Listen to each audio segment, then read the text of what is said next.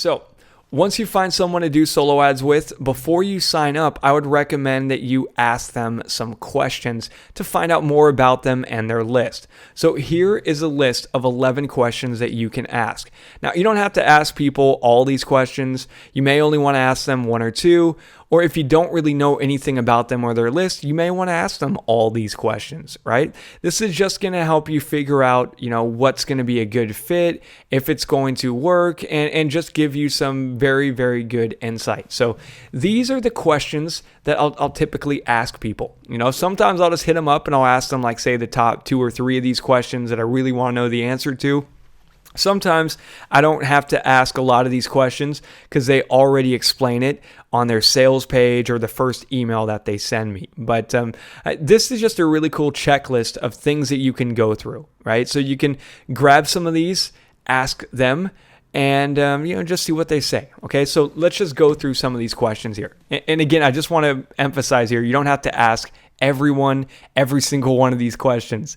That, again, maybe the sales page already answers most of these, but or you may see 2 or 3 of these questions that you really want to know the answer to, and then you can ask them. Okay, so let's see here. So you found somebody who said that they can do a solo ad to their list. So then, next here, you may want to ask them, how many people are on your list, right? That's a good question to know, because if they tell you, well, I got 5 people on my list, okay, that's not a good sign. And if they only got 5 people on their list, they only better be charging you 10 cents to send that email out, right? So it's just a good question to ask people to get a feel for how big their list is, what kind of audience they have. The truth is that their list size doesn't mean a lot, because there are some people out there who've got like a list of, say, 300,000 people, but they've never emailed that list, or they only spam the people to death and people no longer even open their emails, or all the emails go straight to people's junk folder, right? So yeah, there's some people who've got lists of like 100,000 people that, can barely get anyone to open it. So just because someone has a big list doesn't mean that, that you're going to make a lot of money with it.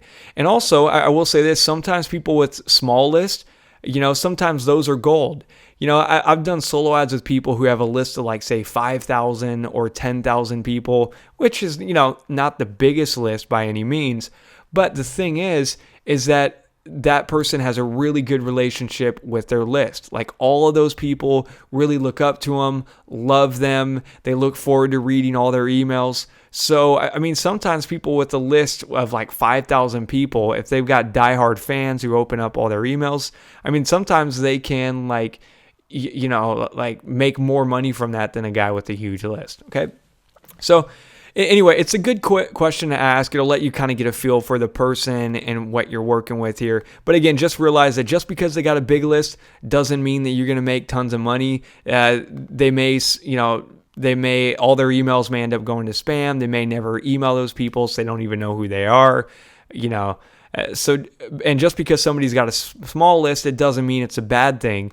If they've got a good relationship with that list, well, they could do really well with just a 5,000 person list. Okay.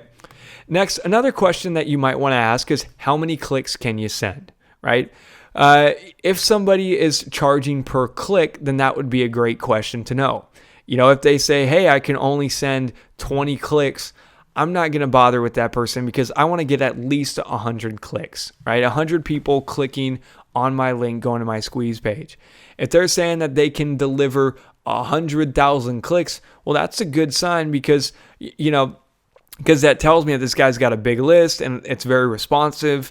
And that also tells me that, hey, let me start out small, which I'd say, okay, well, that's great that you can send me 100,000 clicks, but do you have any small packages? Like, what's your smallest? And then they say, yeah, we could do 100 clicks. So I'd say, okay, let me start off with that. So he'll send an email out to just a small fraction of his list, to where that, so that way I can get at least 100 people going to my squeeze page. And the cool thing about that guy is that if that works and I make lots of money and get lots of people on my list, hey, I can go back to that guy and say, hey, hey, that was great. Now let me buy 20,000 clicks or 50,000, or now let's just send an email out to everybody on your list, 100,000. Right? So the cool thing about someone who can deliver a lot of clicks is that if it works well and you start small and you get good results, then you could go back to them and say, hey, let's just send this out to a lot more people on your list, right? So it's really, really easy to scale and get a lot more traffic if the guy's got a big list. Okay. Next, you may want to ask them what their rates are. If they don't tell you up front, if they don't have it on their sales page, if I'm contacting somebody out of the blue and, they say that, yes, they can do a solo ad, I could just ask them, hey, what would you charge for that? And you can start it out by just throwing a number at them. If I'm contacting random dog training product owners, I could just hit up people that got dog blogs and say, hey, would you send an email out for $75? Right? Would you send an email out for $50? And, and start there. And if they say, no, our rates are more, then I'm like, okay, well, now I know. And if they say yes, hey, that's great. Now I got can send an email out for really cheap. So that's great to know. I just like to know what people would charge for it, right? That's important to know. So ask them, what are their rates? Do they have any smaller packages? Do they have any bigger packages? Do they charge simply to send out to their list of 50,000 people? Or do they charge depending on how many people click on your link, right? So if you can pay per click, pay per people that actually, open up your email and then click the link to go to your page, that's going to be the best.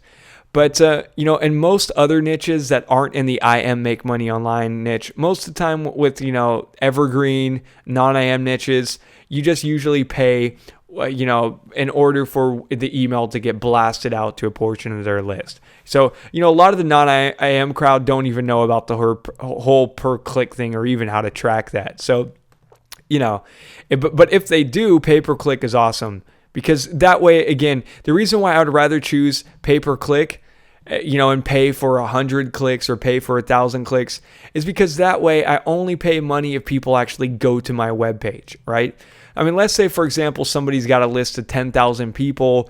I pay him $100 to send out that email. Or what happens if nobody opened that email? Well, if I was just paying for him to send out that email, then, I would still pay him $100, even though I didn't get anybody to even open the email, right? Whereas if I was paying per click, I wouldn't have had to pay him any money because nobody clicked on my ad. So if we can do pay per click, better. If not, a lot of non-IM niches are not going to even know what that is or how to do that. So if not a big deal, but just make sure that you start with a very, a small amount. Like start with just 100 clicks or whatever their smallest package is. Okay. Now, if they're basically going to charge you to send an email out, then, and they're not going to do pay per click, then it may be very important to ask them what kind of open rates do they get? On average, how many people open each email that you send out? Even if they tell me, well, my list is 200,000. Well, that's all fine and dandy, but how many people are actually opening up each email that you typically send out? If they say, well, we got, 10 people that open our emails on average, that's not a good sign. If they say, hey, we got, 15,000 person list, and on average, we get 5,000 people that open up each email we send out. Okay, well, that's amazing. Even if they said they get, 2,000 people or 1,000 people, that's great. Because then I could potentially get, 1,000 or 2,000 clicks on that.